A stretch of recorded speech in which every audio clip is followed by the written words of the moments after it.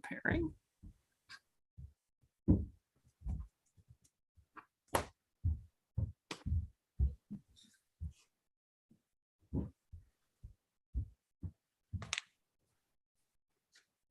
All right, I think we are live. Yeah, it says it's streaming.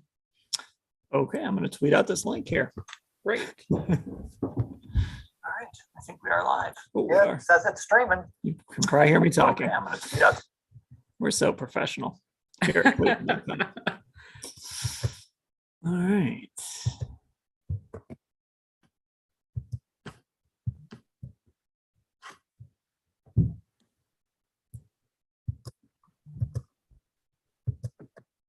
And I'm recording and we are set. Okay. So Dan Lobby here with Mary Kay Cabot and Ashley Bastock. Doug Maurice is going to join us a little bit later as we are following along the NFL draft. Garrett Wilson just went. Unfortunately, Doug is not here to talk about that right off the top.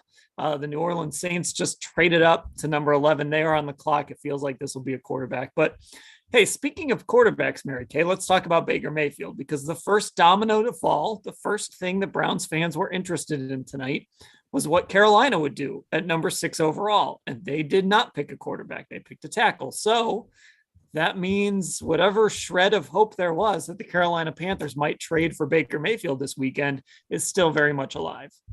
Yeah, that's definitely still very much alive. And as I reported last week, a source told me that the Panthers had the inside track to trade for Baker Mayfield. That was the team that seemed the most interested in last week. Today, I was told that there are a handful of teams interested as we headed into the first night of the draft. And so it wasn't a foregone conclusion that they were going to be able to land him. The Browns maybe had an opportunity to develop a little bit of a market for Baker Mayfield. So, so that was something that's good for them. And then when you look at a few of the other things that happened, the Seahawks, they also took a tackle. They didn't take a quarterback. And the same thing with the Falcons. They took a receiver. They didn't take a quarterback. So some of the teams that, that are sort of uncertain at that spot, definitely are still in play. But I would say, more so than anybody, probably the Panthers. So, Ashley, the mutual disinterest between Baker Mayfield and Carolina might not be such a mutual disinterest after all. Right. I feel like we've been talking about this for weeks, but it does kind of feel like, okay, maybe it's like that this is happening gif, like this. Yeah, it's happening, whatever it feels like we're getting closer to maybe some resolution here. Yeah, it just feels like Carolina, to me, it's felt like Carolina could be the most likely landing spot. And especially after this, they don't pick again until the 4th round, unless they somehow execute a trade to get back up into this first round or something crazy. They're not getting one of these top QBs, drafting one of these top QBs. And, in Mary Kay's story, she wrote about Scott Fitterer told Sam Darnold this week to brace himself to have a QB competition, and that they were going to probably be changing up that room this weekend through some method. So I just think still this is kind of, whether or not there was a mutual disinterest or disinterest on one side, it might just end up being the most likely landing spot still. And, while we're doing this live, the, another team that was involved in the sweepstakes for Deshaun Watson and lost out to the Cleveland Browns, the Saints drafted Chris Olave. So all of the teams that sort of had quarterback issues so far, none of them have taken a quarterback. What does that say about these quarterbacks? I don't know. I had Malik Willis ranked pretty highly on my board. And so far the NFL isn't seeing it the way that I did. But, we'll have to see how this goes. Again, this leaves open the possibility that, that one of these teams could come and try to grab Baker Mayfield. So let's talk about Carolina a little more closely here. And the other thing we're watching too, as this plays out, is what Pittsburgh is going to do at number 20. That was one of the reasons we kind of wanted to go live. What is Pittsburgh going to do with the 20th overall pick? Are they going to get a quarterback, or are they just going to go all in on Mitchell Trubisky this year? And honestly, Olave going to New Orleans is, I think, good news for the Browns. I texted this out to our Football Insider subscribers that I was scared to death he was going to end up with the Chargers, which would just make them. Chargers might be the favorite already in the AFC, but adding a guy like Chris Olave would only add to that. But that being said, going back to Carolina, Mary Kay, the complication here, and the only thing I can't get over is they already have one quarterback on a guaranteed fifth-year option in Sam Darnold. And so are they going to put themselves basically in the position the Browns are in now, where they're going to be stuck with not just Baker Mayfield, but also Sam Darnold, two guys who are due $18 million. I mean, they actually have the same fifth-year option number because neither of them did anything to escalate that number outside of playing time. Look, the Browns don't care, but is that an actual real hurdle for the Panthers to figure out what to do with Sam Darnold? Well, I don't know what they're going to do with Sam Darnold. I don't know if they'll just let those two guys duke it out and try to let the best man win, or if they'll try to move Sam Darnold and maybe somebody else will be willing to pick up a little bit of his contract. I really don't know what their plan is going to be, but it does seem like when you go and have a conversation with your starting quarterback and basically tell him, we're probably going to add somebody this weekend, then I think that means that either he's not long for the team or he has to understand what the drill is. And that is that he's probably going to have somebody in front of him. So I don't know. It still seems very likely to me that Baker Mayfield could end up in a Panthers uniform before the weekend is out or shortly after the weekend is over. This is what happens when you're kind of just a bad organization. And I don't know that much about the Panthers. I just know it's hard to figure out what they're doing. And it sounds like they're going to end up paying $36 million for Baker Mayfield and Sam Darnold to compete. And the reality, Ashley, here is that if Carolina wants to get a quarterback, they probably shouldn't really want to win all that much next year. They probably shouldn't have a $36 million quarterback competition. But Matt Rule is fighting to keep his job. And I don't think that their owner, David Tepper, is a guy that really can stomach losing all that much. So they're just in a really awkward position. And it just feels like this. And again, the Browns and Browns fans don't care, but it feels like this is going to end up being a no-win for Carolina.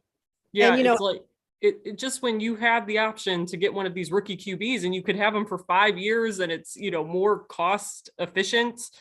I kind of am like, why didn't you go that route? When you're looking at what the other option is, given the quarterback movement in the league so far this offseason, and Baker Mayfield and Jimmy Garoppolo really kind of being like two of the last ones out there that are left standing. And what are you going to do? It just, to me, doesn't really make sense given the draft position they're in. But you're right. They're in such an awkward spot right now with people's jobs on the line potentially, and where their draft picks are this year. It's tough. And not all these decisions, I think, are going to make the most sense.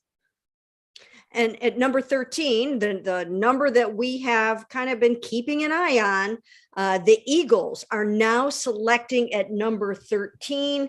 They have moved up there where the Houston Texans were after they traded Deshaun Watson to the Cleveland Browns. So the Lions, this is the third straight trade. The Lions took Jamison Williams at number 12 after they traded up. Now the Eagles are on the clock, and they're picking in the 13 hole where the Cleveland Browns originally were going to be. So really interesting to see what they're going to do here at number 13. But, there's all kinds of trades going on. We knew this was going to be a crazy first round, but this is getting a little nuts right here, where people are jumping all over the place. And we don't have the pick yet to see exactly what the Eagles are doing here. I'm very interested to see what they end up doing.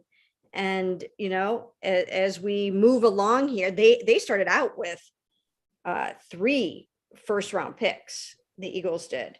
And so, yeah, this is going to be very interesting to see what they do here. Do we have it yet? So let's play this game. The Browns at 13, obviously Garrett Wilson off the board, Chris Olave off the board, Drake London off the board at the receiver position. knowing who's available right now, if the Cleveland Browns were selecting at number 13, who would you be lobbying for? Who would you be sitting in that room with saying, man, I really want this guy? Jameson Williams is out there. Mary Kay, Malik Willis is still available. But Jameson Williams just went. Yeah, So he like went- that's Oh, the thing. Jameson There's been a Williams just run on went. these. Okay. There's been a run on these receivers that you're looking at. I have the PFF board pulled up right now, the draft tracker. You're talking about that Sky Moore is their top ranked receiver that's available. So we're getting into that group of guys that we were talking about for early second round tomorrow. So This this is is- interesting. This is bad for the Browns if they Yeah. want a receiver at 44 is Yeah. kind of where this is going. But who would you, Mary Kay, would you be pounding the table? This would obviously be no Deshaun Watson on the team. So would you be pounding the table for Malik Willis here? If we're talking about if the Browns still had this pick. I would have. Yes, I would have. And you know what? Like I said, the NFL is not seeing Malik Willis obviously the same way that I did, and we'll see how that turns out. I mean, they didn't see Aaron Rodgers, very highly either that year. So I don't know. I mean, I liked what I saw, and I am surprised that that nobody has taken a chance on one of these quarterbacks yet. But it's interesting. I mean, once you start to slide like this, things get a little tricky here. But it also means that the Steelers are still in play to get Malik Willis at number 20. And I don't think that the Browns are going to love that idea. Yeah. I don't think they're going to love the Steelers ending up with Malik Willis if that happens. And it looks like there is a chance it could happen. I mean, if I were the Steelers and I wanted him, I would start maybe trying to move up. Now everybody else is trading. If that's who you want, it's almost like you need to go up and get him. Who did the Eagles take again with that pick? I haven't Oh, seen it Have yet. it up yet. On Wait a minute. Did the Ravens trade up to number 13? Jordan Davis. Oh, From the Eagles Georgia. took the pick. So someone in the YouTube chat asking if Doug is going to join, and yes, Doug will be joining us a little bit later. We'll get his thoughts on Chris Olave and Garrett Wilson, and how he thinks this all could shake out for the Browns. We're also going to have a little bit of. If you're not a subscriber to the Orange and Brown Talk feed, you got to subscribe, because later tonight we'll kind of talk about the 44th pick and what to do. So Mary Kay, let me ask you this. Coming into this weekend, what would you have put the odds at of Baker Mayfield getting traded? And now that we're kind of where we are now, what would the new number be? I probably thought maybe 60% heading into the weekend, and I would bump that up now. I mean, I think, when Scott Fitterer started to talk about, hey, you know what, we want to draft our guy, I mean, there was so much gamesmanship going on. He really got people off the scent of what they might do. And you know what, maybe they won't go ahead and trade for Baker Mayfield or Jimmy Garoppolo, but it seems like it is headed in that direction, doesn't it? I mean, unless they are really willing to go with Sam Darnold and just move forward that way. I'm not feeling that. I'm just not feeling that. So I think the chances are greater now. I would put it up closer to 70%. Ashley, what about you? Yeah, I would say 70-75% range right now, because what are you going to do if are you really going to run it back with Sam Darnold? Like, it just doesn't make sense. Again, I don't know. Like it sure seems to me like the Panthers just look like kind of a bad organization, and we've That seen could be plenty the of that truth. here in Cleveland. Yeah, I mean, that at the end of the day could end up being what this is. But if I'm assuming that they have semi-competence, then I would bump the percentage up compared to what it was earlier. And maybe like what Mary Kay said, that this was just some gamesmanship to get everybody off the scent of what they were trying to do. But yeah, I don't know. I think it's a higher chance now. And I already thought it was like over a 50% chance that something happens this weekend. So I feel like the pick here for the Browns would have either been Treylon Burks, or maybe they would have taken Jermaine Johnson. That's what I was thinking. I almost feel like maybe that would have been the guy, go Yeah. get that second edge rusher. Yeah, that's what I was thinking. I think I'd almost rather have, I like Treylon Burks, but at 13, I'd almost rather have Johnson. I think Johnson, if you're looking at the two of them, like he's the one I would rather have. But it's interesting to see how the run on receivers has really happened pretty quickly here. Like we had Drake London at 8, and then 4 guys went between 8 and 12 when Jameson Williams went, because Garrett Wilson and Chris Olave both went in there as well. So like I said, we're already kind of in that range of guys we were talking about yesterday, like potentially falling to the second day. And now who knows how many of them are going to do that. Like this all has, I think, kind of snowballed very quickly in terms of where these receivers are being taken. Yeah, I thought that was going to happen. I thought there was going to be a run on them. It was just that you see them start to go, you really got to jump on them. Well, and go ahead. I was just going to say, I didn't expect Drake London to go as high as he did to Atlanta. Like I was kind of like, oh, okay, that's interesting. Like I did not think he would be the first receiver off the board. I did think it would be Garrett Wilson. But yeah, so then it's almost like once that happened, maybe there was some thought process of that going around with some of these other teams being like, well, if London's gone already, how long is Wilson going to last? So it makes sense. And then you just keep pouncing. And we've sort of been discussing this, like, there are a lot of teams that it made sense to take a receiver for ahead of the Browns, including teams that go on the clock before them tomorrow night. So you're talking, teams like the Jets with a young quarterback, the Giants with a young quarterback, even though they didn't pick up the 5th-year option on Daniel Jones, which, by the way, is just an enormous, like, Baker Mayfield and Sam Darnold are like the template now. Like, unless you're sure now under this new CBA, last year, that was the first time that these options were guaranteed the minute you picked them up. And I think everybody sort of took the old school approach of like, of course, we're going to pick up the 5th-year option. Why wouldn't we? But in the past, now it might not have mattered for Baker because they were guaranteed for injury in the past. So his might have ended up being guaranteed anyway, but it was a no brainer before. And now it's like, do we want to, look what's happened to Baker. We don't want to be on the hook for Daniel Jones for 18 million. I was actually even I'd be a little skittish if I was Arizona. I mean, Kyler Murray's option is $30 million. And I don't know if we're still 100% sure that Kyler Murray's like that guy.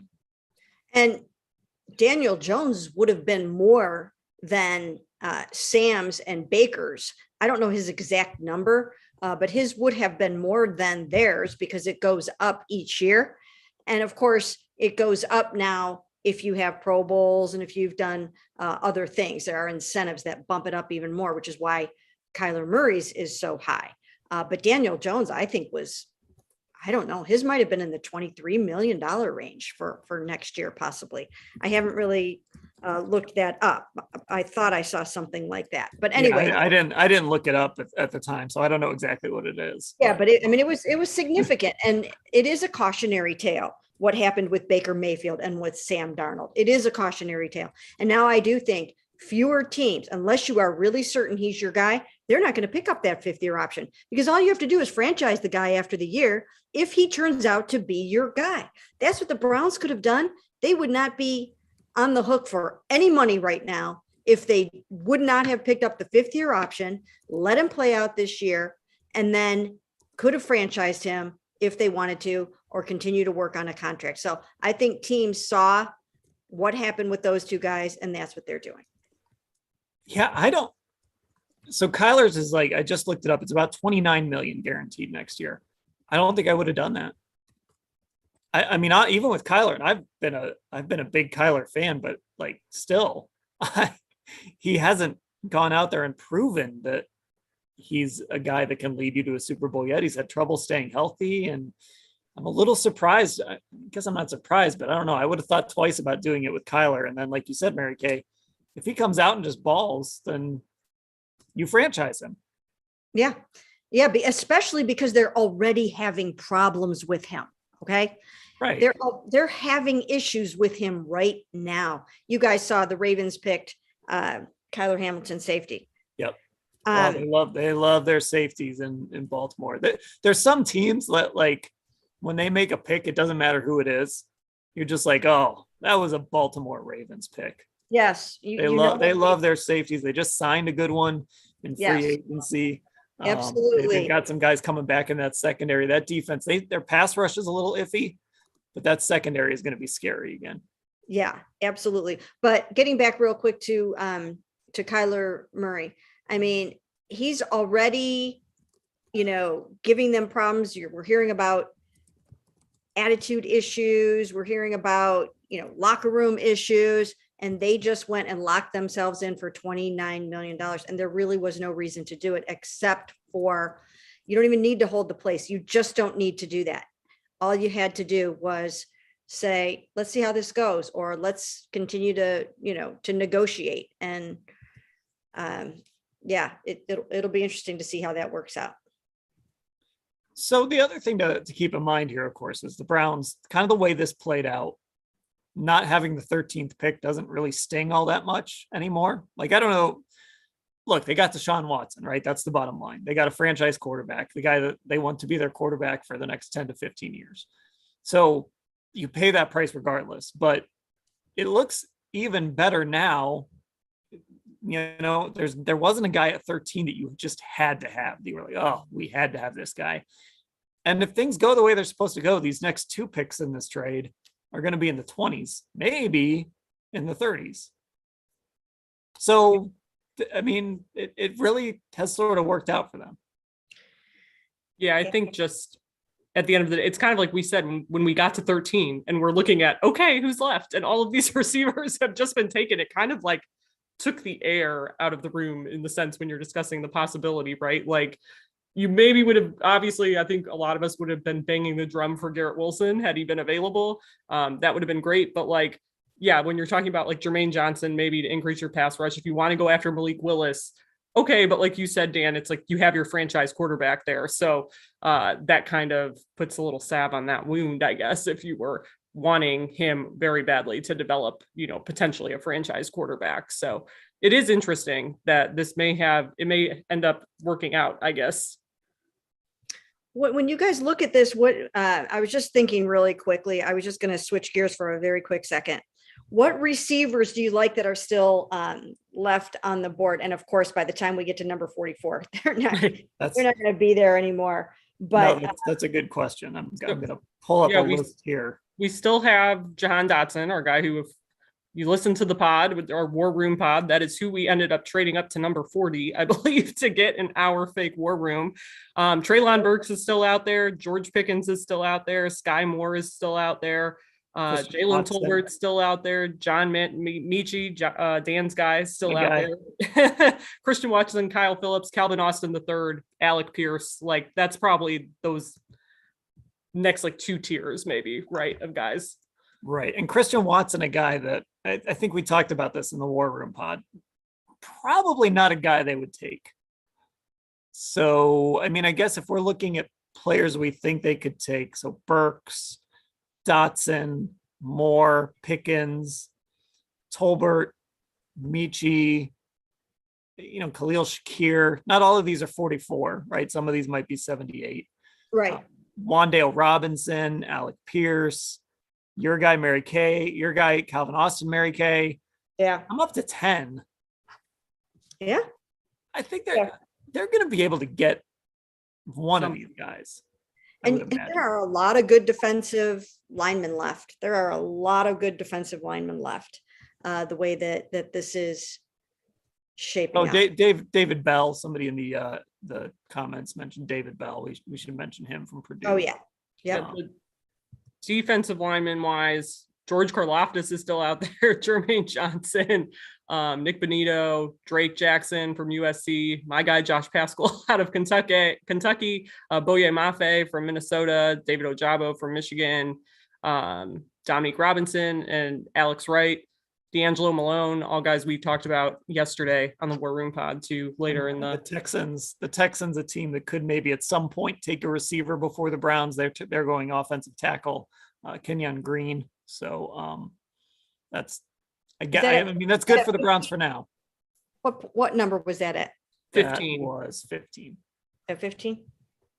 So Commanders are on the clock now. I'm all messed up. This draft is moving quick. It is moving quick, and it's moving quicker online than it is on the broadcast. Like the broadcast feed, I'm only at the Ravens right now. Here are the teams. Here are the teams as we're talking about this live in real time. That you kind of circle as like they could still take a receiver. I mean, I guess the Commanders could do it, but just the Chargers could just beef up that receiving core if they wanted to. The Eagles could. The Saints already took one. The Patriots could, but the Patriots always draft bad receivers. So whoever they take, don't worry about them. Then you get to the Packers, who are at 22 and 28. The Chiefs are at 29 and 30. The Titans could always take somebody. Although I think they're probably okay. I mean, they have AJ Brown and Robert Woods. So there's still some teams out there that you got to worry about to start picking off some of these receivers. And I mean, I think you even start looking at tomorrow, the Jets, the Bears, which we obviously talked about at 39. We talked about that a lot on the War Room Pod. They don't have a first round pick this year. They really need a receiver because they just got rid of their best guy. So I don't know. It still is like, I'm still of the mindset that I think maybe the Browns are going to need to try to be a little aggressive here tomorrow. Like, we'll see what happens the rest of the evening and who else potentially comes off the board today. But like I said, we are kind of already in that range of guys we were all debating at that possible 44 spot and then ended up trading up to 40. So I just want to say, I just saw a tweet raving about how brilliant Andrew Berry was, that there's no receivers left at 13. So that makes the move for Deshaun Watson more brilliant. Listen, Andrew Berry seems like he's a fantastic GM. He is a brilliant guy. The brilliant move was like, hey, here's a potential top 5 quarterback. I'm going to trade a bunch of picks for him. It wasn't forecasting like, I think there might be no receivers left at 13. I'm sure that had they stuck at 13, they would have liked to have gotten a receiver or made a move up to get one. So the brilliant move by Andrew Berry was, I'm going to give up a whole bunch of picks and we're going to pay a bunch of money for Deshaun Watson. And you know what? It was the right off-field stuff aside, it was the right thing to do at the time, and it looks like was even more the right thing to do now. Yeah, and again, when you look at sort of, well, we'll see how this works out. I was going to say, when you look how about this? So the Cardinals, sorry, Mary Kay, the Cardinals trade number 23 to the Ravens for number 100 and Hollywood Brown. I just saw that. Yeah. So the Ravens, I wonder if they would go receiver now at 23. Yeah, they could. Hollywood Brown never really panned out. No.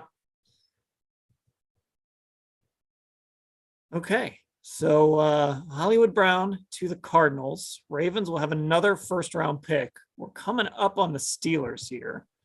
Very curious to see what they do. Yeah.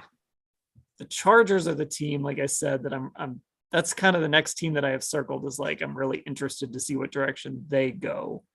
Doug said he would have taken them number 1 in our AFC power ranking pod. Yeah. So that's a dangerous football team.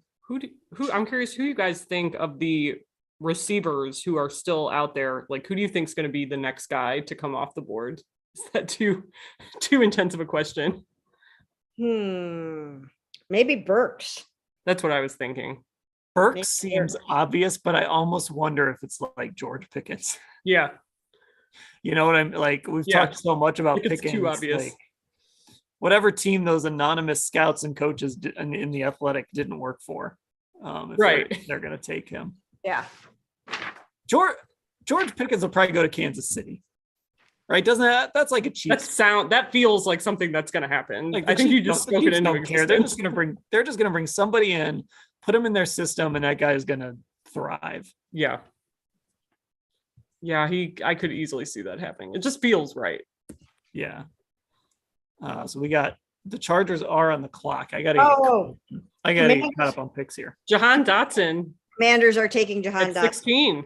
Oh, that's our guy. Wow, he goes high. Wow. Didn't have a chance. Wow. So there goes Jahan Dotson. Jahan Dotson. It's been a long day. Oh man.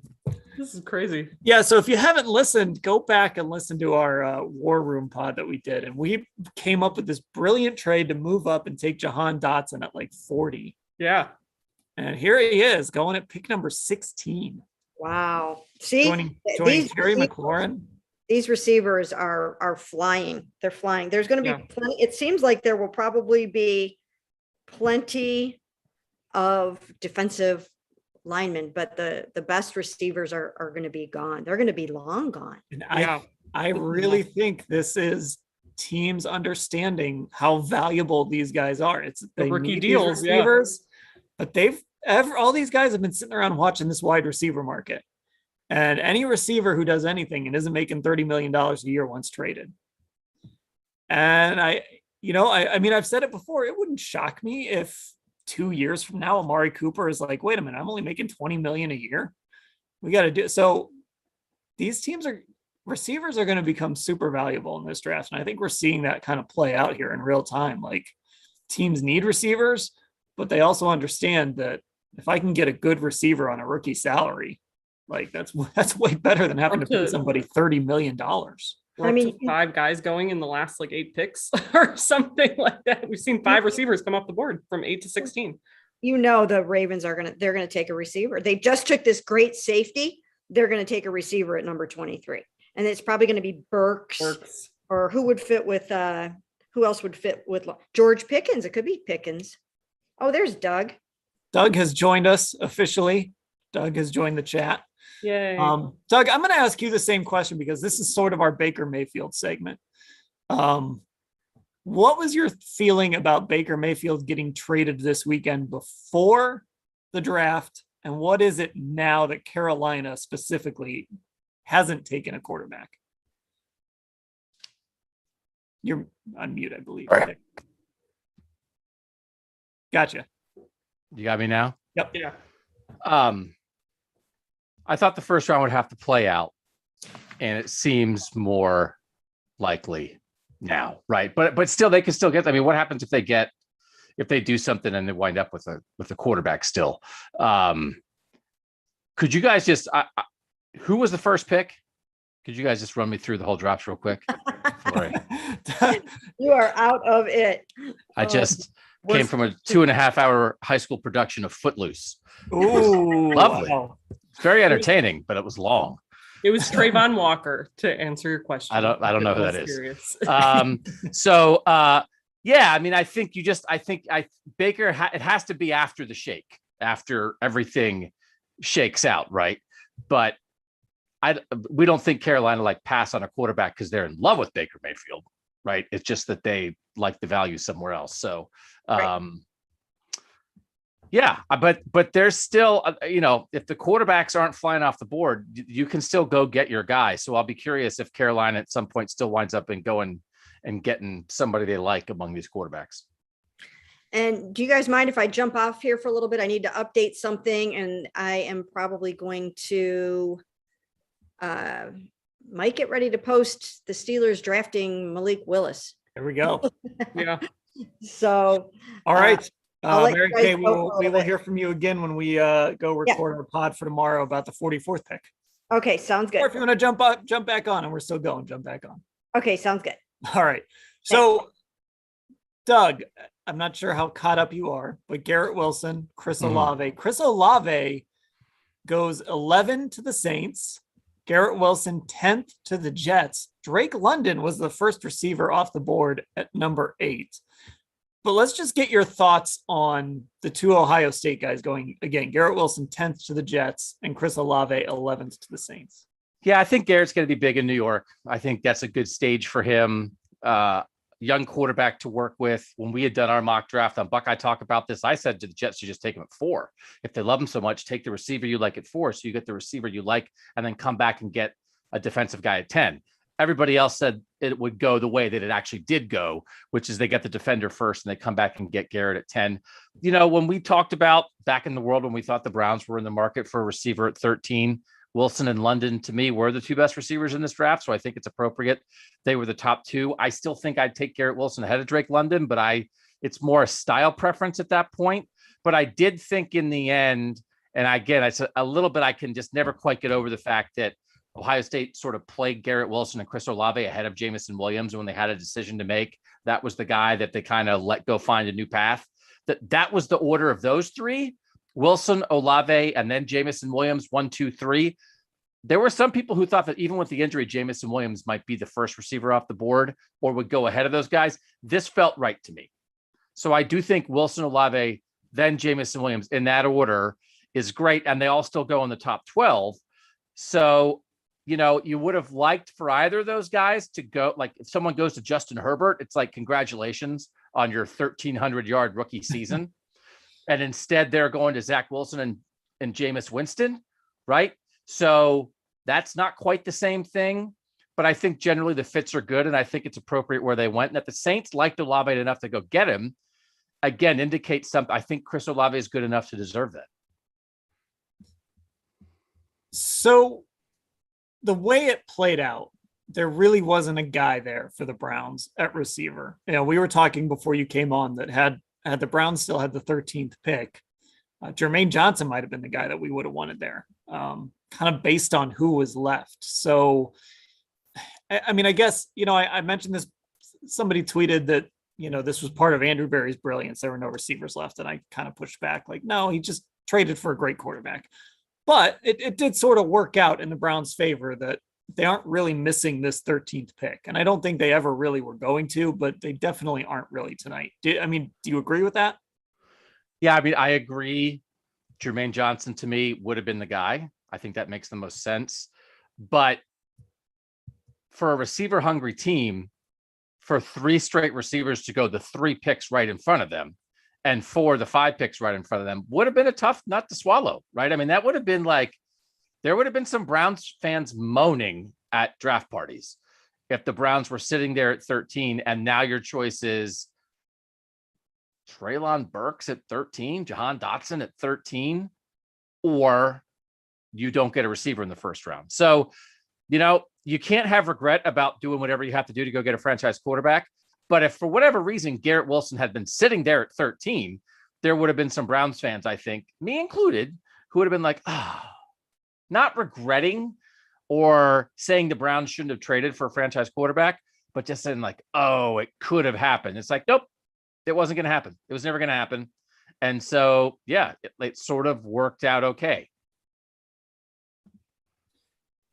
All right, so where are we here? Oh, Doug, Jahan Dotson. I got to get that reaction because that was the guy that we spent a whole podcast figuring out how to trade up to get. This is big. The trade? Yeah. Yeah. AJ Brown to the Eagles. Well, if you're the Eagles and you can't draft receivers, you might as well trade for one. But Doug, first, Jahan Dotson off the board at 16, and we spent a whole podcast trying to figure out how to get him at 40 last night. Yeah, that robot did us a favor. We knew that robot did us a favor in that freaking draft. So this does feel like not great news for George Pickens at 44 because receivers are hot. Yep. The receivers are the quarterbacks of the receivers are the quarterbacks of this draft. Usually everyone's hopping for a quarterback. Everybody's hopping for a receiver. So that's the 5th receiver you said, Ashley, 5th receiver picked. Yeah. And George Pickens is like the 7th receiver in this draft. Yeah. You think there's going to be one receiver taken in the next 27 picks? It's like the George Pickens dream is probably dead. Sky Moore might be dead for the Browns. Jalen Tolbert might be dead. I was going to say Christian Watson might be like, oh, the Browns picked at 44 and they would have had to take the 13th best receiver at 44 because if this is where it's popping. And I know I have something I think I'm going to write for tomorrow. The 8 teams that did not have first round picks coming in, 6 of those teams traded for a quarterback and 2 of them traded for a receiver with those picks. That's why they didn't have them anymore. That's where the value is.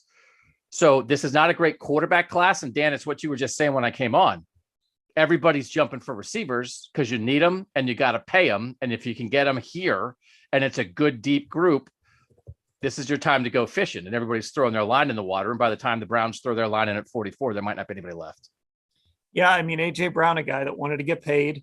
I mean, deserves to get paid. I think he's one of the best receivers in football. The Browns should be happy that he's out of Tennessee, but now this adds another team that could end up taking a receiver because they still need to have another guy there. That's a team that kind of runs the offense the Browns are running, but they've got to have 2 guys. And like I said, they have Robert Woods, they had AJ Brown, but now they don't. What is that trade? Did the Eagles trade a first round pick to get him, or what did they trade? I haven't seen the traded full terms of the trade yet. Do you have them, Ashley? The 18th overall pick and another third round pick, but it doesn't say what third round pick. Okay. So it's the 8. So instead of drafting the 6th best receiver at 18, they used it to get AJ Brown. Howie Roseman's pretty good at this. Howie Roseman's pretty good at this. Yeah. And that's a different style of receiver. People had talked about Olave to the Eagles. That's a little duplicative with Devontae Smith, but I think Devontae Smith and AJ Brown is stylistically a pretty good pairing together. Yeah. And, like I said, they've kind of struggled. They've tended to draft the wrong guy at receiver the last few years in spots. They passed on Justin Jefferson. So to go and get a guy that you kind of know, and if you're willing to pay him, to spend that money to pay him and to prop up Jalen Hurts, that's what you have to do. And we talked about it constantly here in Cleveland with Baker Mayfield, right? If that's your quarterback, you got to find ways to prop him up. And a great way to prop up a quarterback is to give him a receiver like AJ Brown. And it might be to prop up the next quarterback. If that is true. The quarterback they take next year, because they traded and made trades to get more draft capital for a year from now. So it might be to prop up Bryce Young or CJ Stroud or Tyler Van Dyke or somebody else. So, but I do think, and it's the same thing with Zach Wilson and Garrett Wilson. Oh, they'll make some money on that. They'll do some funny Wilson brother commercials in New York. Yeah, that'll be funny. Oh, it'll be funny. Hey, it's my brother Zach. It's my brother Garrett. That'll be good. If you want to find out, how can you find out about a young quarterback if they don't have anybody to throw to? Like, you're wasting the investment of the quarterback if you don't give them weapons. So how can you decide on Jalen Hurts if you don't have anybody? Treylon Burks to Tennessee at 18. Yep, there we go. So that's like a save money one-for-one replacement. They have Robert Woods as their veteran guy, and now they've got Treylon Burks to pair with him. Zion Johnson went to the Chargers, by the way, a guard. Very boring pick for the Chargers, but got to protect Justin Herbert. They've got the makings of a pretty nice little offensive line. Rashawn Slater at tackle was really good. Zion Johnson now at guard. So trying to protect Justin Herbert. Doug, that was the team. I mentioned this. That was the team you would have picked number one in our AFC power rankings. Yeah, no, Did we do that before the Watson trade? No, we did it after. Okay. So I do think some of these, it's like, okay, Garrett Wilson, he goes to a Jets team that's not very good. The team that jumps for Olave is an NFC team. The team that jumps for Jameson Williams is an NFC team. Kyle Hamilton to the Ravens is like, people thought Kyle Hamilton might go second.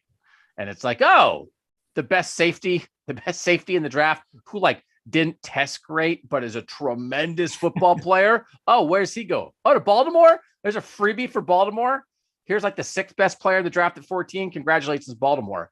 But I do think it is as you were saying. So the Eagles wind up, they have a young guy in Devontae Smith. Rather than getting another young receiver, they get a veteran. The Titans have a veteran in Robert Woods. Rather than having 2 veterans, now they have a veteran and a young guy, which is why I would like the Browns to have a veteran and a young guy at receiver.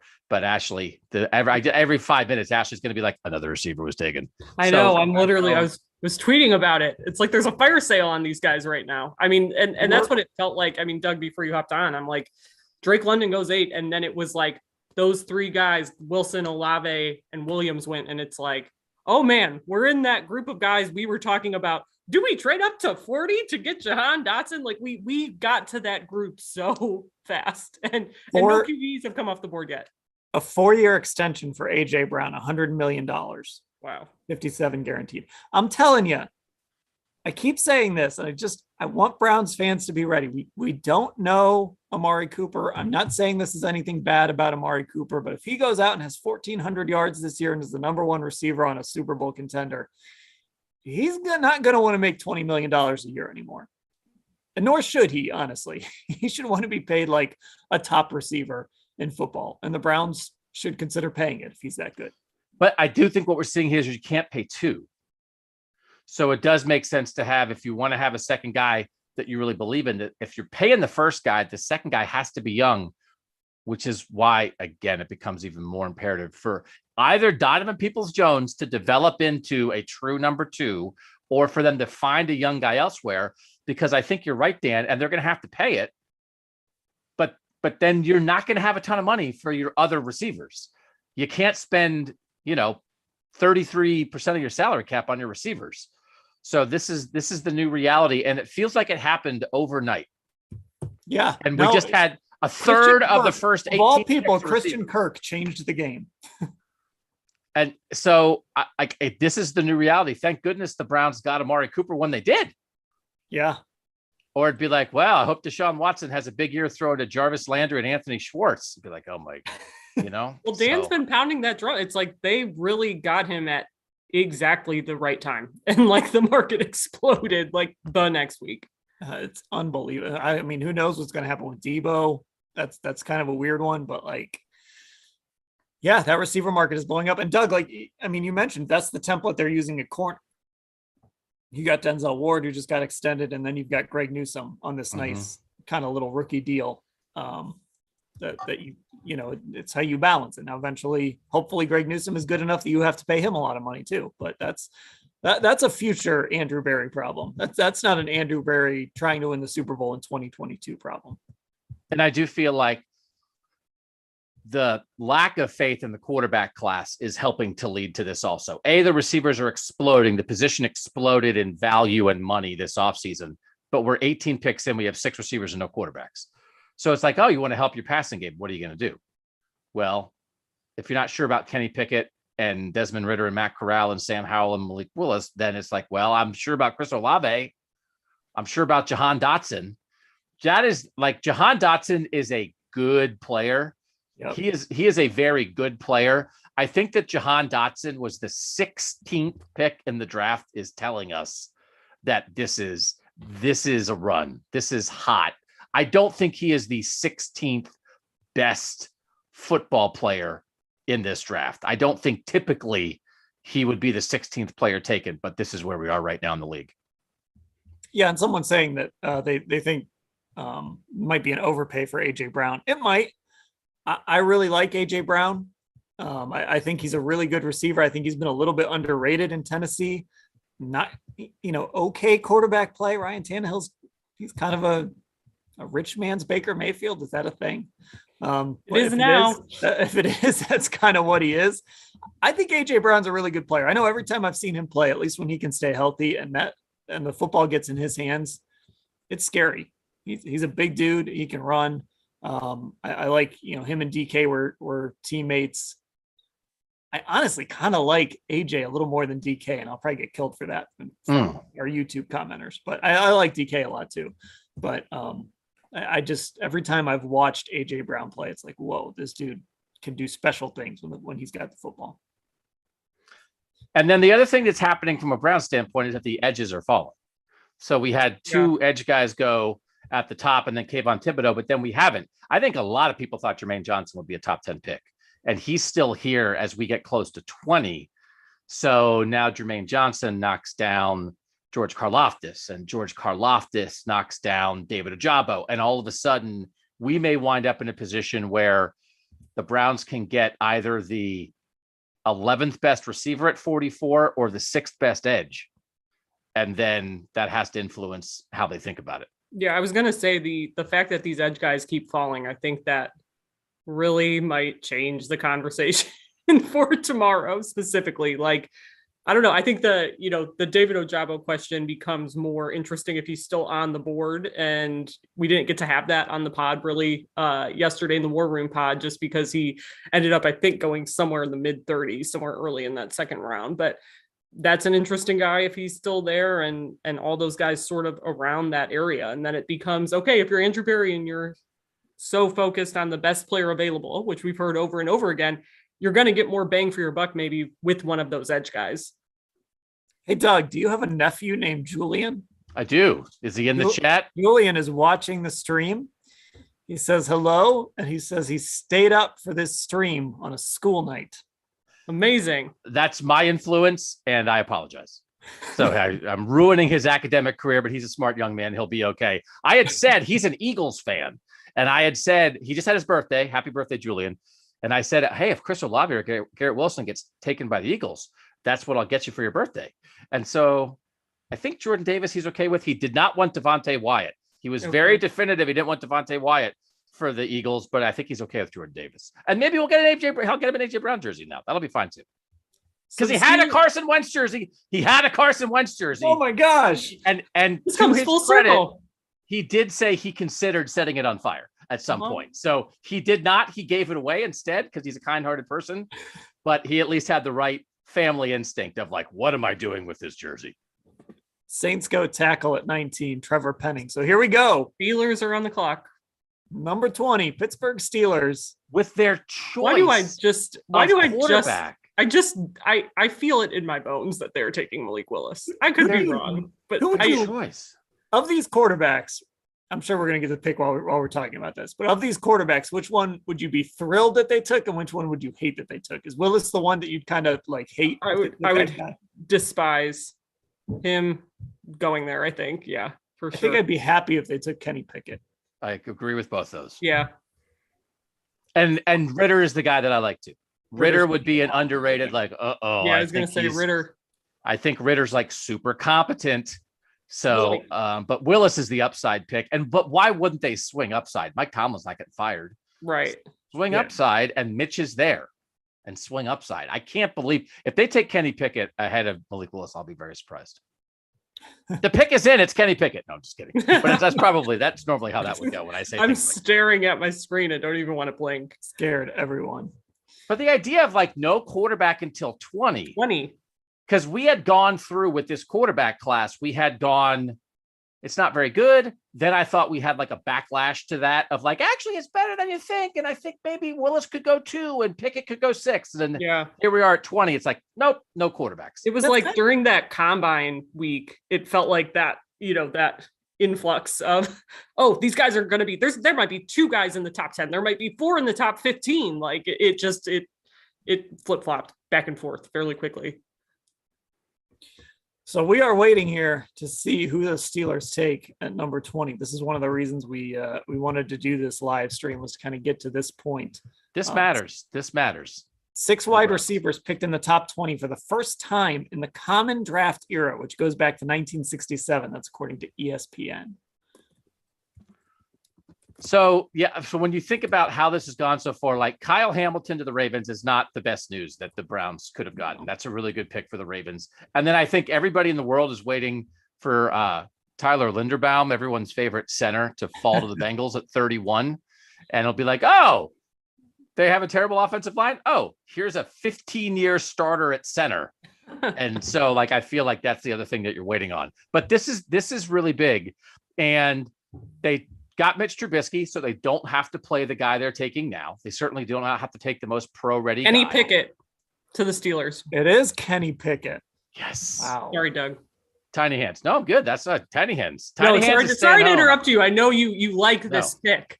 No, he can run it back. Oh, some guy in Cleveland called me tiny hands. Here's 5 touchdowns on your head. Be careful. But Dan are going to be all over that Steelers.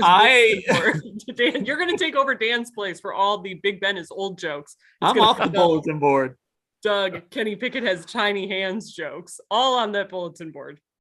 Listen, he can't control your hands. You're born with your hands. I've never heard of someone having hand lengthening surgery. So good luck to Kenny Pickett. All the best, but he doesn't scare me. I think he might be fine, but I'm a little surprised they didn't swing on upside here. I don't know what's holding people back. If you want so if you don't believe in the quarterbacks, that's okay. But if you're going to take a quarterback, I just don't know. And I've changed from 18. And this is why when Mary Kay and I finally do our Josh Allen redo podcast, she's going to bury me. Because for the Browns on that, at that time, I was like, you've got to go a little more certain. You can't swing upside and miss. Not for this franchise, right?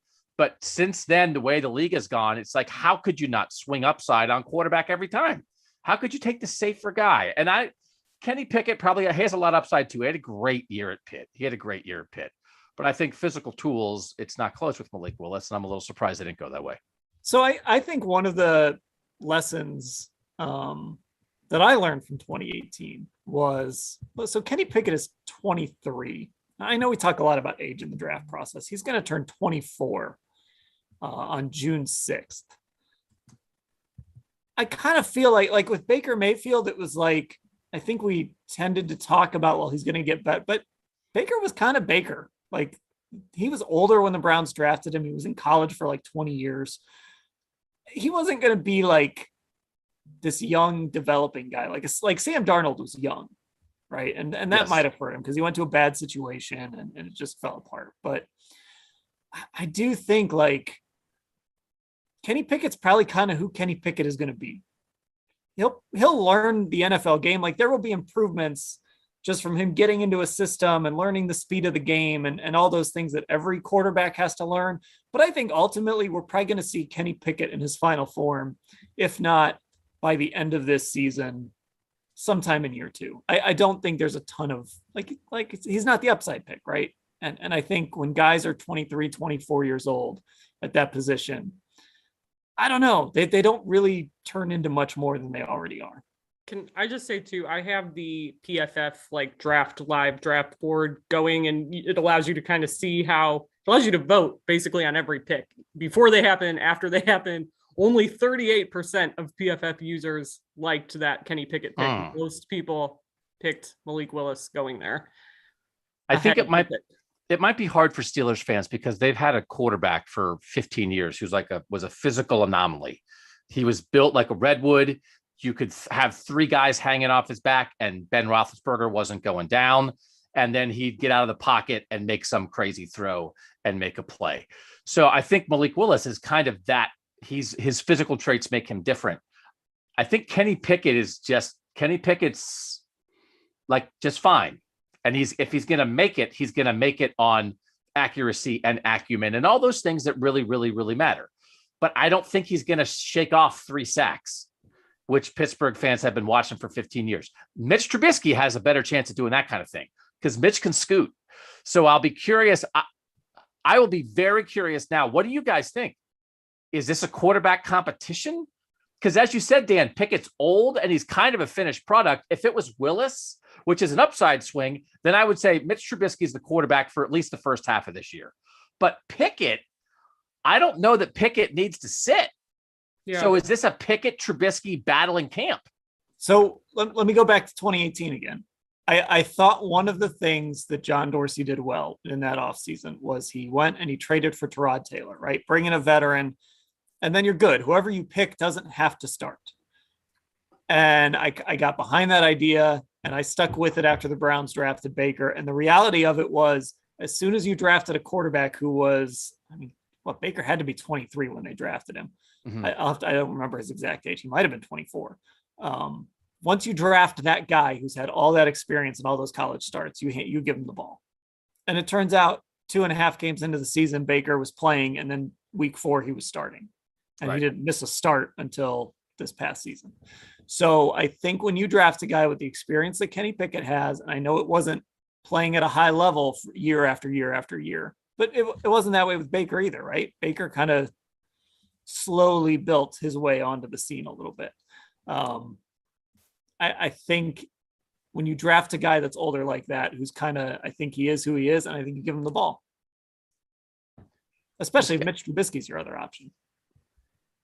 He threw for almost 2,000 yards in 2018, more than 3,000 in 2019, 2,400 in 2020, 4,300 in 2021. Again, there's that old line of thinking, the Bill Parcells line of thinking of you've got to have at least 2 years as a starter in college. They don't want guys who haven't played. Mitch Trubisky was a guy who that didn't apply to. He was only a 1-year starter at North Carolina. Some people shied away from that. I was like, that's crazy. And that was like, I don't know. Did that matter? Kenny Pickett has played a ton of snaps. But so again, I think, Dan, you're right on it. Good, experienced, smaller learning curve, but how much left is there? How much ceiling is there? So I would imagine most Browns fans watching the draft had a similar reaction to us. He might be quite good, maybe, but I don't think he'll ever be scary. I think the best version of Kenny Pickett is, he's pretty good. But he won't scare you the way Joe Burrow scares you, the way Lamar Jackson scares you, and the way Big Ben has scared the bejesus out of Browns fans for a decade and a half. It just felt like if they took Malik, with Malik Willis, it's like, is this the guy who's going to terrorize Cleveland for the next like 15 years? And that's probably a lot to like put on him, but that's like the only QB in this class where you even come close to having that thought, where I even came close to having that thought. Everyone else, like you said, it's kind of like, I don't know. Maybe they'll be pretty good. Maybe they'll win some games. Maybe he'll start this year. I don't know. And he could, give the Browns some trouble, but Malik Willis was the one I was deeply, deeply concerned about. I think most Browns fans were deeply concerned about him going there. So in that instance, I think it's a good pick for Cleveland. But I think what we're seeing is a lot of NFL teams aren't really sold on that upside yet, or at least not enough to take him in the first round. But it is interesting from a Steelers standpoint. I mean, I guess you could do a Josh Rosen, Kyler Murray, but then does this also take the Steelers out of the running for CJ Stroud and Bryce Young in a year, which again, Browns fans should be happy about. Yeah. And look, some people might think this is good for the Steelers. Some people might see this as a flaw. The Steelers they're never going to tank. They're never going to be a team that goes into a season. I mean, remember when Ben first got hurt, they turned around, and within like a week of Ben getting hurt and needing Tommy John surgery and being out for the year, and it was going to be Duck Hodges and Mason Rudolph starting, they traded their first round pick for Minkah Fitzpatrick. And everybody thought, what are you doing? That's going to be your next quarterback. That's going to be your heir apparent. They end up going, 8-8 that year? That was the year the Duck beat. That was 2019. They're just not a team. They're just not an organization that's going to do that. For better or worse. Report that the Patriots are trading back here from Ian Rappaport with the Chiefs. So the Chiefs. So the Chiefs are moving on up, the clock, which makes me think that they're looking at this run on receivers and deciding they need one. So this could be Sky Moore, or it could be our guy. George Pickens could be our guy. We were saying, I think it might have been before you got on, Doug, you were on, that it was like the Chiefs just feel like a team that would take George Pickens. Like, can't you just see it? And it's interesting because this is the pick before Green Bay. Yeah. So this is a team that did this before, right? They did this with Patrick Mahomes. They knew they needed to get ahead of Cleveland, and they needed to get ahead of New Orleans. So they go out, they trade up to 10, and they take Patrick Mahomes. And here they are. They knew they needed to get ahead of Green Bay. And Brett Veach learned very well from the people he worked with in that building, John Dorsey and Chris Ballard, on how to maneuver the draft, apparently. Yeah, I feel like this is definitely going to be receiver, knowing Green Bay's needs. It's interesting that Kwesi in Minnesota made an in-division trade with Detroit to let Detroit go up and get a receiver. But who would you rather in your division let get a receiver, Detroit or Green Bay? And it's like, hey, right. I'm not worried about Detroit. Here, take all the best receivers. Let's just make sure Aaron Rodgers doesn't get anybody good to throw to. But it's also not surprising that Kwesi is the guy that was like, oh, you want to give us 1 million draft picks? Yeah, sure. That's fine. Well, I don't care if you're in our division. Yeah, I like this. I mean, like, that's aggressive from Detroit, though. Hutchinson and Jamison Williams, that'll kickstart the reboot. Mm-hmm. And then if they do tank for one more year and then you add Bryce Young to that, I think you're off to the races. So that's not a bad move by them. And I do think talk about teams that are willing to tank. The Lions, they'll roll Jared Goff out there one more time. Go 3-14. Bail for Bryce.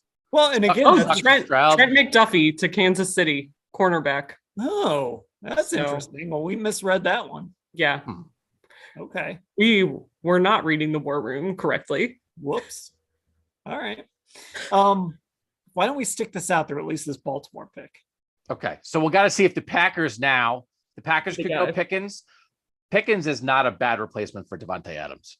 The Packers could go receiver here. And then Mary Kay thought that the Ravens would go receiver. Is that what she was saying before she left? They got Hamilton. They might. Yeah. She thinks they might. It's a possibility. But they just went receiver last year. That, Hollywood and Bateman. And then, do you need 3? Well, they traded Hollywood. When did they trade Hollywood? Today? Before you got on. While you were watching a high school production. While you were watching Footloose, Hollywood got traded, and that's how this discussion came. Arizona. Yeah. And that is how Baltimore is here, is at 23 now. Oh, I think that's right. When I was listening to I Need a Hero. That's probably I don't right think in the we middle have of the that. rights to that, Doug. Let's hear it for the boy. It's a heck of a musical. I got to tell Oh. you, it's a finger snapper, toe tapper. Congratulations to everybody involved. So I Everyone- didn't realize that. Did they get a people at first round Cleveland- pick? People A at first round- cleveland.com that have to write checks. That was Doug Lesmerises. I know, for real. No one knows this podcast Not exists. We're Dan fine. or myself. Was Hollywood for a first rounder?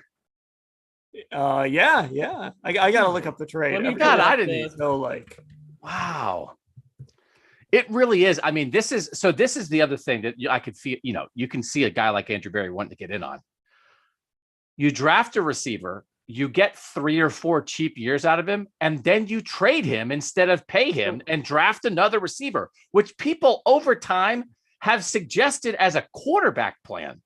They're like, draft a quarterback, Yeah. get 5 years, never pay him, and recycle, because the quarterback on the rookie contract is such a big deal. Now we're seeing it applied to receivers on a rookie contract. The Tennessee, great second round pick of AJ Brown.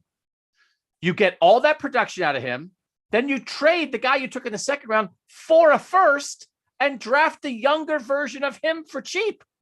This is the new model, and the Browns are not in on it because they don't have any young receivers. You have to draft the first guy so you can develop him, use him, trade him, and start the cycle. And they have not hit on a receiver in an early round in decades. To answer your question, Doug, the Cardinals got Hollywood and the 100th overall pick in the 3rd round for number 23. Okay. Hollywood's not that good. I mean, I shouldn't say he's not No, that good. Maybe he He's is good. fine. But yeah, he's not like, I wouldn't give up a first round pick for him. That's interesting. So, so the Ravens are taking a receiver. Okay. George Pickens, enjoy Baltimore. Great. See, like Kenny Pickett's like, no one cares about Kenny Pickens. And now we're like, don't let George Pickens be a Raven. So here's here's the headline. The headline on the story that Mary Kay just put out is Browns will face new Steelers quarterback Kenny Pickett twice a year, which is like, yeah. Great. That's fine. Behind the curtain, that headline, I guarantee you, before the pick actually happened, said Malik Willis, and it would have been like, Mary Kay said, I'm ooh, going to write my Malik Willis to the interesting. Steelers story. Yeah, I'm going to write it just in case. Just take out she all said of that those here on the air. Yeah. Willises. Yeah. Just take out all of those Malik Willises and replace with Kenny Pickett. But this is why, we mentioned this before you came on. I think that this is why you trade a bunch of first round picks. Like the Rams have done it. This is why the Browns aren't going to regret it. Like 13 was valuable and would have been valuable. They could have moved up to get a receiver if they would have wanted one from 13. But like this team isn't planning on drafting before like 25 for the foreseeable future. And they're hoping that that their first pick is in the 30s. So those first round picks become so much less valuable the better you are. And that's why you do it. That's why the Rams did it. That's why the Browns are doing it. That's why you're seeing teams give away first round picks, because they're hoping the guys they get back are going to make it. So those picks don't mean all that much. And it's a hard thing. I think it is a really hard step for Browns fans to think about because it's a couple steps removed. But we are and the NFL is on a succeed and then trade part of your success to sustain the success cycle. And so, for instance, the Chiefs and the Packers, well, how do you ever get a good pick? Well, you're never going to stink, but you trade Tyreek Hill, you trade Devontae Adams, maybe you accumulate extra picks, you could package them if you need to. There may be a point down the road with the Browns where the Browns are going to trade like a player that Browns fans love. You think Chiefs fans were excited to trade Tyreek Hill? But if you're going to try to stay good, you're never going to get a high pick on your own. And the best way to try to acquire draft capital is by trading established pricey veterans and trying to stay young. So, God bless the Browns trying to get to that point. That's when you've made it. When you trade Devontae Adams, forget a Super Bowl trophy. That shows you we're so good. We can trade a guy at this level and try to keep it going. So I want to real quick, just a couple comments. So Chuck Wallace says, you guys must not know football. Pickett is a really good quarterback. I don't think we're saying Pickett is a bad quarterback. I just think we're saying like Pickett is not a special quarterback, I think. Just as Malik Willis has way more upside in general, I think in a year where the quarterbacks aren't, it's not seen as a strong quarterback year. That person, I think that's Kenny Pickett's uncle, which is fine. That's fine. But he does have small hands. That's a fact. And like, it's a thing you can say, but that has actually, as much as like we've all made fun of that over the years, he has extraordinarily small hands for a quarterback. The Packers, can we talk about the Packers? Oh. For a minute? I'm sorry, because I thought this was a mistake at first, and it is not. They did not go receiver. Okay. Interesting. Quay Walker. He's a good player. I'm gonna say that like the Packers have been. I know the storyline was like, oh my God, I can't believe they drafted Jordan Love. And yeah, that was a stupid pick. But like the Packers have drafted well. They've drafted good players. Maybe they haven't drafted the receiver necessarily. They should have drafted, but they've built a nice defense there, and they've brought in guys who have been good. That's the second Georgia defensive player taken off this crazy Georgia team. And it's interesting. Quay Walker goes ahead of a guy. Actually, third defensive player because I care about Trayvon Walker, Jordan Davis, and Quay Walker. Still N'Kobe Dean not there. Lewis Cine, the safety, still there. They're going to have a bunch of people pick it. The other White's still there.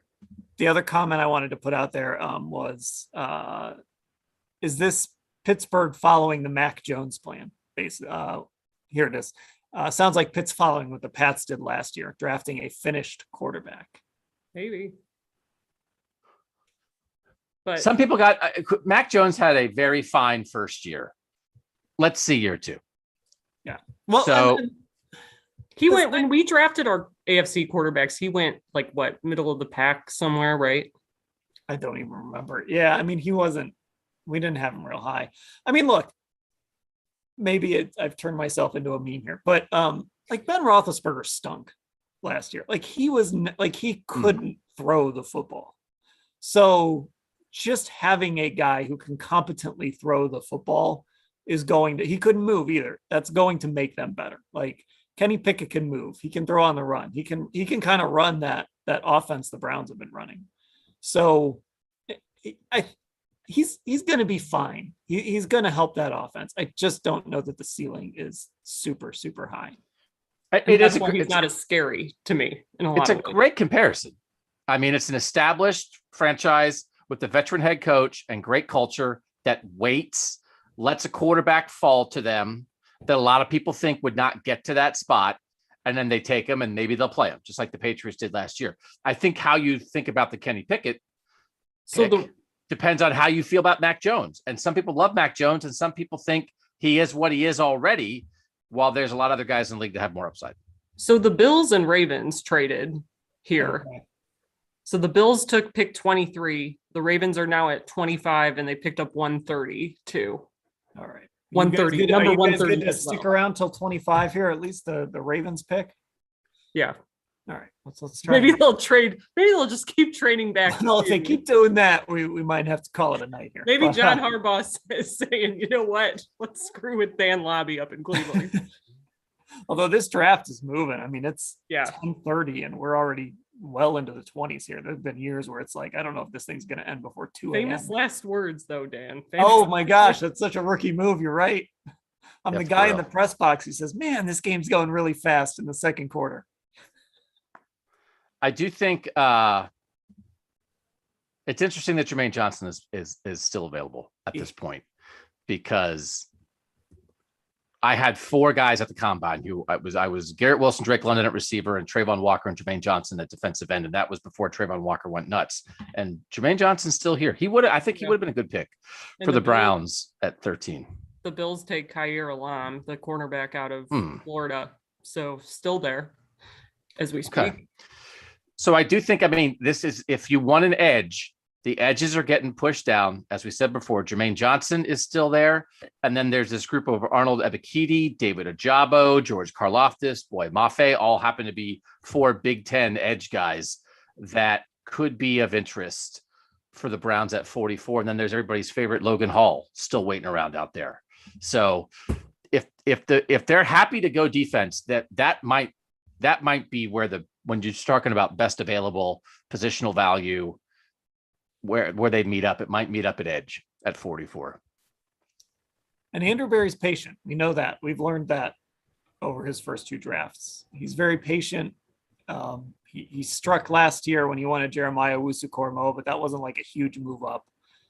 He's going to continue to let this draft kind of fall, especially because these receivers aren't coming down to him. Now, if a Sky Moore survives tonight and is still on the board tomorrow, moving up 9 or 10 slots, I don't think would be insane. I think if he's a guy they like, that's a guy you would go get. Where are you? I know, Ashley, you wrote about what would happen if Ojabo with the Achilles injury fell to 44. Do you think the Browns should take him if he's there at 44?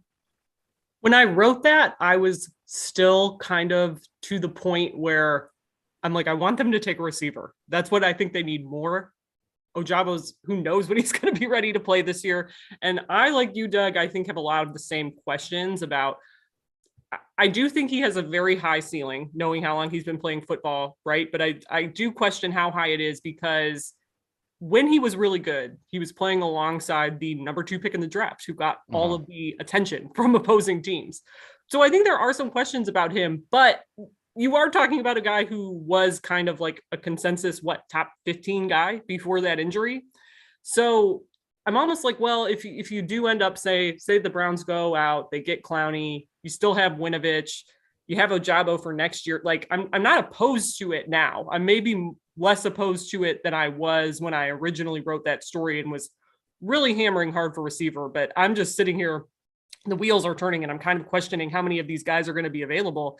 And somebody tweeted at me actually with a good point. I can't remember who it was if you're watching this, but they basically said, if you get Ojabo this year, it's like trading your first round pick for a first rounder next year.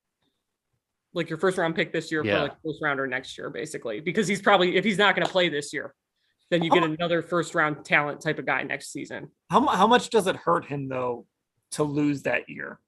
Because he is a developmental guy. Yeah, that's what I am. So, we talk about that, how it's so important for these rookie guys to come out, to not lose a huge chunk of that preseason. Obviously, that was a conversation we had like continuously with Anthony Schwartz. For a guy like him, who's only been playing football for 5 years, that would be nuts. I think at that point, it's almost like, okay, do you even try to come back for this year? Or do you just kind of work through this injury, do the rehab, and then start fresh next year? Because I do think that would be asking a lot. But again, I think it would depend for me on how many of these other guys are still left. And of those other guys, do I like them more than Ojabo at that point? I don't know. So I think we still kind of have a little ways to go before have a more definitive take on that. I think there's still probably, look, Clowney could come back. There's still some veteran guys out there that you could sign. And then you have Chase Winovich in the Takk McKinley role. I think you can cobble this together. I think you can have a veteran number 2 guy, have Chase, and then if it's a Ojabo or one of these rookies who might not necessarily be an every down guy right away, a Nick Bonito, somebody like that, I think you could get away with it. One piece of good news for the Browns so far: Cade York still on the board. Oh, so good thing. Just in case. Although once that run on kicker started, Mary Kay might have been onto something with taking him at 99. So, we're real quick. I just happened to have the YouTube open, and Ken Brown says, a question for Ashley: Ojabo would still do the physical rehab and could attend meetings and get the mental training and reps. We do talk about how that's important. I do think there is like an element though of, you hear rookies talk about a lot, or guys who are rookies going into their second year or second year players, how the game, like they use the term a lot, slows down for them. And like that mental prep is a huge part of that, right? That's why guys like JOK maybe adapt quicker, because they're really good at that and they really focus on that. But you do have to put the mental prep together with the physical prep for it to fully come along. So I do still like David Ojabo, but I think it's just not the full developmental experience that you would want given the injury. But I'm still intrigued by him. Like I said, I think it would take a lot to make me not intrigued by him, but I would be curious just to see who also is hanging out around there. But given Ojabo and the receivers that are left, like unless Sky Moore survives till tomorrow, I might be like, by this time tomorrow or within the next couple hours, he's saying, let's do it. this team has rarely taken early, at least in the draft. They tend to value production, and they tend to pick guys that they want to have on the field soon. So Jedrick Wills, Grant Delpit would have been a starter had he not torn his Achilles. Greg Newsome, Jeremiah Wusu-Kormo was a starter in week 1 last year. And I don't know that anybody expected that to happen when they picked him, but these are guys, big school guys who played a lot of football, even though they were young, had production. Even as you go down, like Jacob Phillips was like the leading tackler his final year at LSU. They do tend to take guys with production. I think sometimes we kind of think like, oh, they'll take a guy with these traits that's maybe really raw and they can develop, but they haven't taken a lot of those guys. I mean, maybe Anthony Schwartz. Yeah. I mean, Ojabo did have DPJ count as that. Ojabo did. Yeah. Like, cause DPJ didn't have the kind of numbers, obviously, that I think anyone expected he would have in college for a former 5-star guy. But like Ojabo, like led the conference and set a school record in like forced fumbles. His sack number, I think 11 sacks, like still pretty good. But like for me, I wanted to go back to, cause Andrew Berry got asked about this and it wasn't like in the context specifically of Ojabo, but Ojabo obviously falls into this category of how do you evaluate players with injuries? And I thought Andrew kind of gave some insight, but it was kind of like this classic Andrew answer where he's not really saying, but, he basically said it's unique to the player. You look at the talent level, the position, the medical staff, what's the injury, what's the prognosis for the recovery, but the potential long-term or short-term impact on performance. Obviously with Achilles injuries, that's always going to be a question. And then 2, he did mention at the very end, like if you're giving up a year of the player's rookie contract, that would also be like a big factor in their decision-making. It is interesting that there's 2 things that I'm thinking about. One is, does it lessen the likelihood of taking a chance on a guy who might not play with your 2nd-round pick when you don't have a 1st-round pick? So now that's like 2 guys that you're not getting a rookie impact from, right? That if you took a rookie in the 1st round, maybe you could swing in the 2nd. But then the Delpit thing is interesting because if we think, okay, well, they didn't know he was going to get hurt, but he did. And what happened? Well, did their season fall apart? They traded a 5th-round pick for Ronnie Harrison to replace him. And they kind of patched it together and they made the playoffs and they were okay. And then Grant Delpit got healthy and came back and had a pretty good year. So does that make you think, hey, it worked out with Delpit? We'll patch it together in that spot. And then when Ojabo comes back next year, we'll have gotten a top 15 talent with pick 44. Would that make you more likely to do it because you lived through it with Delpit and came out okay? Yeah. I mean, I think that's fair. And Andrew Berry has shown that he can find value. I mean, the Harrison trade was value. I don't know. They brought Harrison back. I was a little surprised by that, but they brought him back. And maybe that's a little bit of a, I don't want to say indictment. That's the wrong word, but maybe that's a little bit of a like, it's still not quite ready. Mm-hmm. Like we saw some good things from him, but he's still not quite ready. And Richard LeCount, I almost said Tony Fields. Richard LeCount isn't quite ready. So we're going to bring back Ronnie Harrison for another year and see how this goes. The Ravens, that Antoine Winfield, the Antoine Winfield pick behind Grant Delpit is one that you hope doesn't haunt this team. But again, Andrew Berry has shown that he'll fix mistakes when he makes them. And I'm not saying Delpit's a mistake yet. Just if it turns out that way, he'll find a way to fix it. Do we have a Ravens pick yet? Not yet, on the clock. Okay. Tyler Smith of Tulsa, the tackle, went to the Cowboys at 24. Okay. So what would be scary here for the Ravens? We did it with the Steelers. George if you're a Pickens. Browns fan, who do you George not want Pickens them to is scary. George Pickens. Jermaine Johnson, right? He's still on the board. Yeah. Would be scary. I got to pull up my prospect list here. Again, just the idea that the Ravens would get there would have been mock drafts that had both Kyle Hamilton and Jermaine Johnson in the top 10. If they wind up with both of them without a top 10 pick, it's gonna be like, of course. Yeah. So that would be, I like that guy. I talked to that guy at the combine. He's got an edge. I think he plays the run pretty well. He's more of a one-year guy because he was at Georgia and he transferred and then exploded at Florida State and was the ACC Defensive Player of the Year. but I thought he is more of a traits guy a little bit. He had like 1 year of production and he has good traits. But I think he has an edge. Was Very he the one personable, who nice guy? But was he the one who said he wanted Myles Garrett was his favorite edge Yeah. rusher in the NFL liked when Myles. you and I were going around asking all those Yep. that question? I could see them taking Ojabo. That feels like a Ravens pick. And they hit on a Big Ten edge rusher late last year with the It was Dofe really, Owe. it was really Yeah. raw. And there were And a lot of questions. that- about. Odofe Owe is Ojabo's that's why Ojabo started playing football.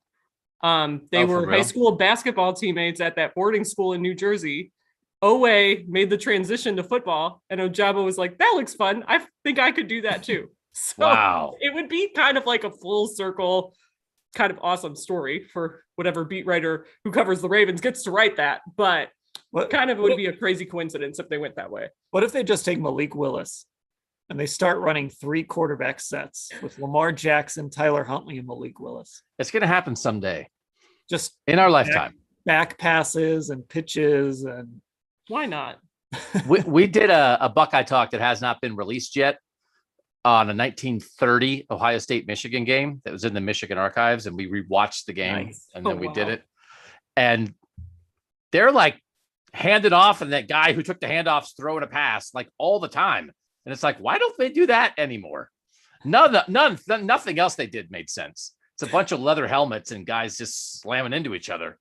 But that part of it is like, this quarterback, sometimes every now and then I throw it. Sometimes I hand it to this guy and then he throws it. And it's not a trick play. It's just offense. So Dan, we're on the edge. Dan, this is the last 3 minutes before the football revolution. Malik Willis and Lamar Jackson together in this could, Baltimore. this could happen. We got to do that on Orange and Brown Talk too. We got to rewatch like an Otto Graham game. I watched like a half of a championship game once, and I'm like, yeah, Otto Graham was pretty good. What was Otto Graham? Is Otto Graham today better than Baker Mayfield? Yeah, I, that debate. maybe. Now people are mad. I'm just kidding. I'm not. It's not a shot at anybody. But this is. I mean, it's one of those things, and you would like to see the Browns get to this point, and it's not going to happen in the first round because they aren't going to have first round picks for the next 2 years. But it does feel like when you're a good team, sometimes the draft just falls to you like year after year. But you know what? The way it fell to the Browns last year, that you didn't know if Greg Newsom, there was like 4 good corners and 3 went, and is Newsom going to get there? And he did, and it worked. And then okay, he gets, that fell to the Browns. And then Andrew Berry did something about it. But sometimes once you get good at this, maybe you don't have super early picks, but you're able to pounce when you don't have desperation and anybody good can help you. You can catch the guys who fall while everybody else is leaping on runs, is leaping for quarterbacks, is doing desperate, weird things. And the more stable you get, the better you're able to do in the draft because you're chill about it. Well, and I think a big piece of it is like, you know what you're looking for. You know how it fits. You know how you're going to coach it. And the Browns have never had that. But like when the Ravens take Kyle Hamilton, who, like you said, Doug, didn't test well, maybe that scares some people off. The Ravens don't care. They know exactly what they want at that position and exactly how they're going to coach him and deploy him and everything they're going to do with him. And the Browns, now that they have some stability, they know how they can see how these guys look on the field for them before they ever step foot on the field. And that's what that stability does. That's why the Steelers just have these positions that they're really good at drafting. Yeah, no, I could see the Browns getting to that point. We might not be able to see it in the first round for a couple of years, but Andrew Berry's going to have to turn the second round into the first round. Because like last year, say they didn't have a first round pick last year, but they got JOK. It'd be like, well, a lot of people thought he was a first rounder. He's the talent of a first rounder. It's like he had a first rounder. Maybe that's how it'll fall this year, that there'll be a guy that, man, everybody had him mocked in the 20s and the Browns get him at 44 and it lessens the impact of, we traded our first round pick for Deshaun Watson. I mean, I'll tell you where this is going. They're going to take Travis Jones at 44 because we've spent a week on the podcast saying, Talking about why Travis Jones fits. Yeah, that doesn't make sense. They'll totally do it. And then that guy in the chat's going to be like, you guys don't know football. Travis Jones is awesome. I'll be like, okay. I say that because Guitar Chic in the chat says the Browns need a dominant nose tackle to free up Miles. I do agree. They need they need someone who can Some rush kind the of- passer in the middle. But that's why Logan Absolutely. Hall, I think, becomes more intriguing if you're going to go that route. Yeah. I honestly, if they took Travis Jones, as much as the 3-4-4-3 thing is a little antiquated, I would almost look at what they've done this offseason and wonder if Joe Woods is maybe going back to, because he's kind of a 3-4 coach. If he's going back to maybe more of a 3-man versatile look with Chase Winovich kind of being able to do a couple. I mean, he can kind of play standing up a little. He's a little bit of a hybrid. I don't know. I'd be curious about that. If they Tyler Linderbaum to the Ravens. Okay. 15-year center. Make his Hall of Fame plaque right now. I wondered So if the they Ravens- might. Fine. The Ravens make the pick to spite the Bengals. See, this is one of those things where I wish I would have said this, because I was looking at the available prospects and I'm like, Yeah. they could take an offensive lineman, they could take a center. So And they it does just keep him away from the Bengals. True. So now JC Treader is going to go to Cincinnati. Yeah. So they had Marshall Yanda on the interior of that offensive line from Iowa for 13 years in Baltimore. And then he retired before last season. And now they just got Tyler Linderbaum, and he's from Iowa. They'll put him in there for 13 years. The streak Just continues. forget about it. He'll block everybody. It'll be fine. Yeah, and then that's a good offensive line when they're healthy, which they, just like every other position on their team, they were not last year. Well, Pickens lives. Okay. So does He Kyle lives to the end of the podcast. That's Right. So That's as something. we're recording this, whenever you listen to this, we did this in real time. Malik Willis not off the board. We're gonna wrap up our live stream here. If you happen to hear this on the podcast, we appreciate you listening. Make sure you're subscribed to the podcast. Make sure you're a Football Insider subscriber. YouTubers out there listening, podcast listeners out there listening, go to cleveland.com/Browns, click the blue banner at the top of the page and get signed up, become an insider. All right, Doug and Ashley. Later, even though the podcast listeners are probably going to hear it earlier, we're going to talk about what we think the Browns should do at number 44. So I will talk to both of you later. And of course, thanks to Mary Kay Cabot, who was with us earlier and logged off to write her Malik Willis story that became a Kenny Pickett story. All right, that'll do it. Thanks for watching and listening, everyone.